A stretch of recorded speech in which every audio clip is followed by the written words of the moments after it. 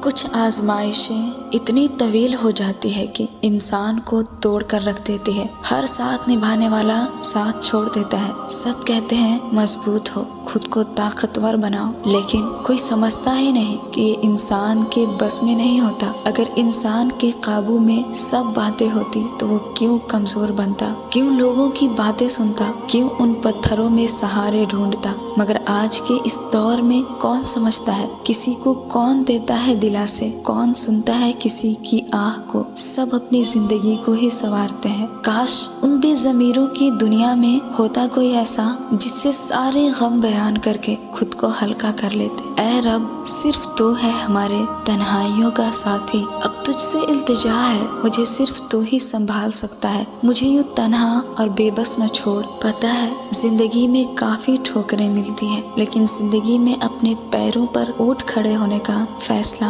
हमारा अपना होता है। और उन मुश्किल हालात में सिवा अल्लाह के आपका कोई गमगुसार और कोई मददगार नहीं होता। और आजमाइश तो उन्हीं के लिए होती है जिन्हें अल्लाह चाहता है। और सब्र भी अल्लाह के वही बंदे करते हैं जिसे अल्लाह से मोहब्बत होती है। याद रखें, मंजिल सबकी एक ही है, मोहब्बत, गम, आजमाइश, ये सब हमारी जिंदगी के सफर का हिस्सा है। और जब आजमाइशें तवील हो जाए तो याद रखो कि ये आजमाइशें जितनी तवील होती है, अल्लाह उससे कहीं बेहतर देने का सोच रखा होता है। ये जिंदगी आजमाइशों का समंदर है। किसी से लेकर आजमाता है तो किसी को बेतहाशा देकर आजमाता है। बस कहीं सब्र तो कहीं शुक्र, क्योंकि जिंदगी सब्र से शुक्र तक का सफर है। ये बात याद रखें कि आजमाइशें जितनी सख्त होगी, इनाम भी उतना ही अच्छा मिलेगा। आजमाइशें कितनी भी तवील क्यों ना हो, ये सिर्फ कुछ वक्त की ही होती है। फिर वही होगा